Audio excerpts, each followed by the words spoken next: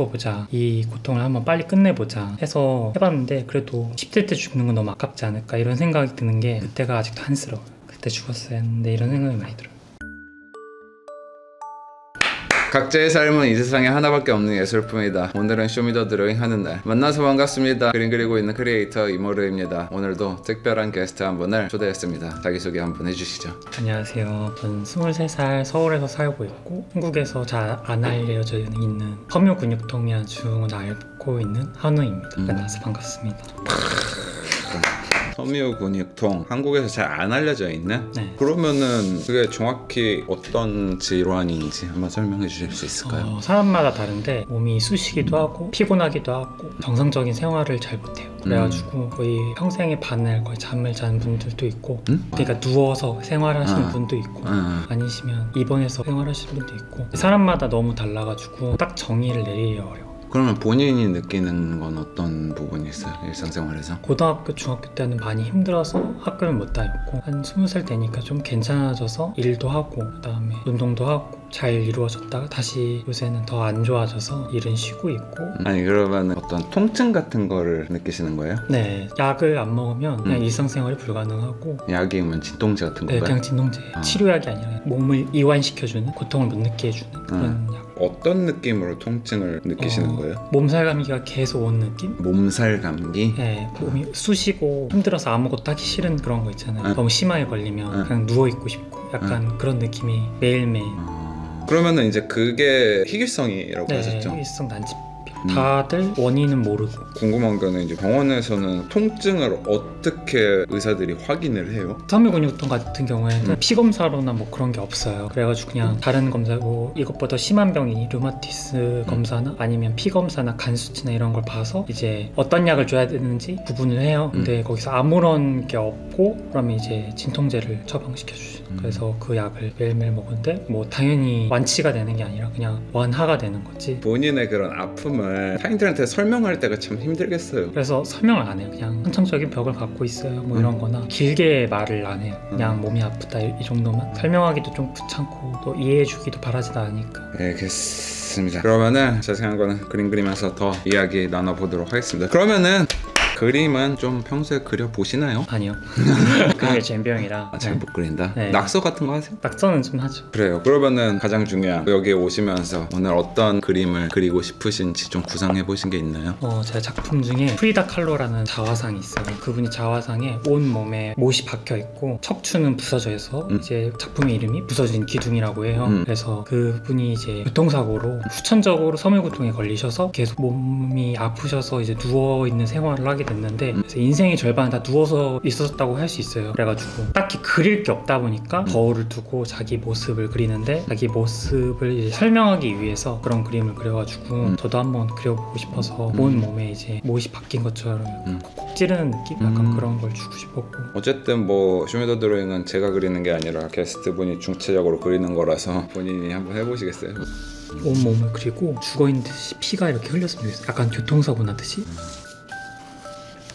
그러면은 섬유 근육통 그 질환이 언제 처음 시작된 거예요? 날 때부터 그런 거예요? 아니요, 날 때부터 했으면 그래서 죽었을 것 같고 중학교 때 처음 판정받았어요. 근데 그 전부터 선천적으로 몸이 안 좋긴 했어요. 병원을 많이 갔어요. 감기, 몸살이라든가 꼭 걸리는 병은 항상 걸린 것 같아요. 유행하는 독감이나 그런 거. 그게 섬유 근육통이 약간 면역성이랑도 연관돼 있는 거예요? 누구 말로는 맞다는데 이게 아직 뭐 질병에 걸린 사람이 그렇게 많지가 않아요. 아, 데이터가 별로 없는 거예요? 네, 데이터가 없는 거예요. 그리고 사람마다 다르니까 이걸 정의를 내리기 어려운 거죠. 어떤 사람은 여기가 아프다는데 어떤 사람은 저기가 아프다는데 어떤 사람은 아예 생활이 안 된다는데 어떤 사람은 괜찮다는데 이런 게 많아서 그래서 어떻게 의학적으로 이렇게 통계를 못 내는 거예요. 그냥 어느 날 무작정 너무 아파가지고 그냥 병원으로 간 거예요 그날? 감기 몸살처럼 너무 아팠는데 근데 열도 안 나고 머리도 안 아프니까 큰 병원으로 가는 게 좋겠다 라고 해서 그때부터 좀 겁을 먹기 시작했죠. 그래서 섬유 근육통이다 해가지고 처음에는 기뻤어요. 왜냐면 아 죽는 병이구나 라고 생각해서 너무 아파가지고 그때. 너무 아파가지고? 네, 그때 너무 아파가지고 그때 뭐 진통제도 안 먹고 그냥 버티고 있었던 거니까 그때는 너무 기뻤는데. 아니 그러면은 그게 지금 치료법이 없는 거잖아요. 네, 자가 면역 질환이 다 치유법이 없어요. 아까 전에 잠깐 얘기가 나왔지만은 지금은 이제 본인의 그런 어떤 아픔 같은 거를 설명할 길이 없는 거잖아요. 네. 그렇게 얘기를 해주셨는데 그래서 이제 얘기를 안 한다? 오히려 사람들한테. 근데 그게 지금이야 이제 나이를 좀 어느 정도 먹고 이제 뭐 그런 생각을 할 수도 있는 거고, 어렸을 때는 그래도 진짜 그 아픔 같은 게 이렇게 칭얼댈 수도 있는 거고, 그런 적도 없어요? 저는 되게 좋은 자식으로 있었던 것 같아요. 그러니까 아무 말 안 하고 그냥 묵묵히 살고 있는. 엄마 아빠가 다 맞벌이라 그런 것도 있었고, 그리고 어머니가 너무 힘드셨어요. 왜냐면 아버지랑 별로 사이가 안 좋았거든요. 그때 저까지 아프니까 따로 신경 쓸 여유가 없어졌던 것도 있어요. 그러면 학교 생활은 어떻게 한 거예요? 학교생활 그냥 거의 조퇴하는 식으로 그럼 그 시간은 뭐 했어요? 거의 잠을 많이 잤고요. 약이 맞는 게 그때는 없어가지고 잠만 잤어요. 그러면은 친구 만나거나 이런 것들은? 없었죠. 아무래도 놀지를 못하는데 그냥 가벼운 컴퓨터 게임 그런 거 해도 몸이 아파서 오래 못했어요. 학창 시절 좀 기억이 별로 없죠. 10대 때 자살을 그렇게 많이 했어요, 시도를. 왜냐면 알고 있거든요, 이 병이 오래 갈 거라는 거, 완치가 안 될 거라는 거. 그래서 이미 포기 상태였어요, 10대 때부터. 사람 자체를 그 나이에.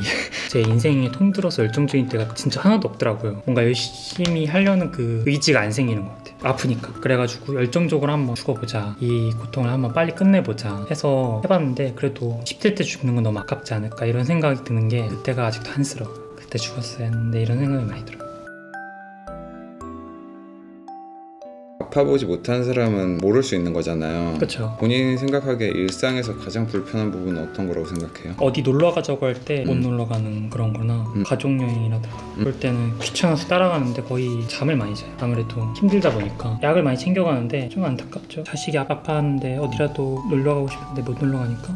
약에 대한 내성은 안 생겨요? 여러 번 바꿔요. 여러 번 바꾸고, 그리고 간 수치가 제가 되게 안 좋아요. 약을 하도 많이 먹어서? 이게 고등학교 때부터 더 센 약을 먹었는데, 이제 의사가 원래는 권하지 않았어요. 성인이 아니기도 하고 간 수치가 많이 높아질 거라고, 소화가 잘 안 되기도 하고 그런다고 해가지고 처음에는 안 먹으려고 했는데 근데 그냥 먹기 시작했죠. 그래서 요새는 그거 먹고 다른 약도 먹고 있어요. 뼈 부러졌을 때 먹는 진통제나 종류 한 3-4개를 다 털어먹죠. 저는 좀 나아요. 몇 %가 걸리는 병이에요? 국내는 4%, 그리고 30대 40대가 많고, 근데 이제 그 중에서도 여성이 많이 걸리는 병. 그 희박한 확률을 뚫고 왔어요 제가.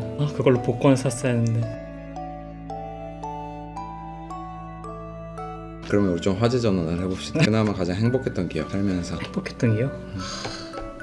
없다고 하면 또 좀 그런데 제가 너무 아파서 병원에 실려간 적이 있거든요. 그때가 약간 기쁘면서 기분 안 좋으면서 기쁜? 약간 그런 느낌이 들었어요. 왜냐면 정말 죽는구나, 약간 그런 느낌으로 이제 링겔 맞고, 약간 의학 드라마에서 나올 법한 있잖아요. 급한 환자에 이제 응급실로 실려가는 장면, 그런 것처럼 내가 드디어 죽는가 보다 생각하면서 했는데, 눈 떴을 때가 제일 기분이 안 좋았고 쓰러졌을 때 기분이 좋긴 했어요. 저는 죽고 싶어요.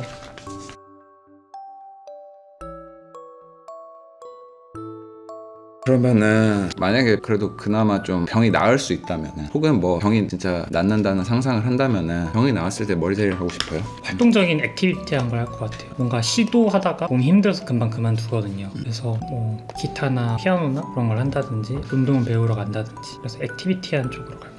그런 희망을 좀 갖고는 있어요? 어때요? 솔직히 좀 다 내려놓은 상태예요. 왜냐하면 희망이라는 게 너무 옛날에는 너무 매달렸던 것 같아요. 이런저런 병원 갈 때마다 여기서 낫는다나, 아니면 여기선 괜찮아진다나, 여기서 완치가 됐다, 이런 데를 한 8년? 9년 동안 이제 여기저기 다 찾아봤어요. 왜냐면 그런 병이 걸리면 항상 다 찾아보잖아요. 그렇죠. 근데 이제 사람마다 이제 여기서 나을 수도 있고 안 나을 수도 있는 것처럼 저는 몸이 안 나섰거든요. 그래서 되게 실망을 많이 했어요. 잠을 못 자나요? 네, 되게 못 자요. 통증 것도 있고 약간 신경적인 것도 있고, 자고 일어나면 많이 아파서 내일이 안 왔으면 하는 바람도 있고, 아침에 좀 힘들어요 많이.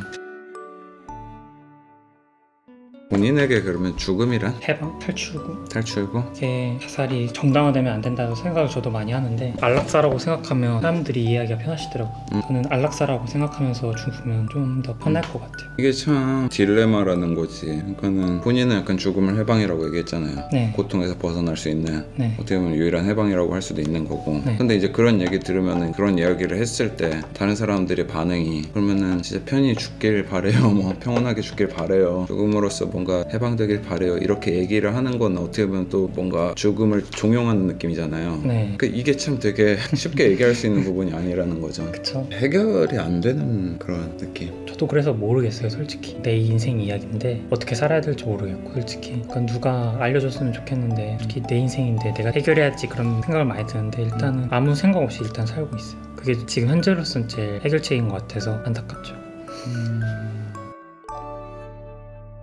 적어도 어쨌든 이 방송에 나왔잖아요. 출연을 하기로 본인이 마음 먹었고, 시청자들한테, 사람들한테 하고 싶은 이야기 기대하는 바가 있으니까는 출연을 어떻게 하기로 생각을 했던 걸 거고, 그러면 또 이제 플러스 이제 이걸 보는 사람들에게 어떤 메시지를 전하고 싶은지 그게 또 궁금한 거죠. 희망적인 걸 줘야 되는데 안 좋은 말만 해서 좀 미안하긴 하는데, 이런 사람도 잘 버티고 있다는 거 보여주고 싶어서 그런 걸 수도 있고, 약간 죽기 전에 뭔가를 남기고 싶었어요. 그게 그림이 됐든 영상이 됐든 뭔가를 남기고 싶었어요. 그럼 이제 영상이 유효가 되는 건가요? 아, 그러면 안 되는데, 생각해보니까. 그러니까는 유서까지는 아니에요. 아직 좀 더 살 마음은 있어요.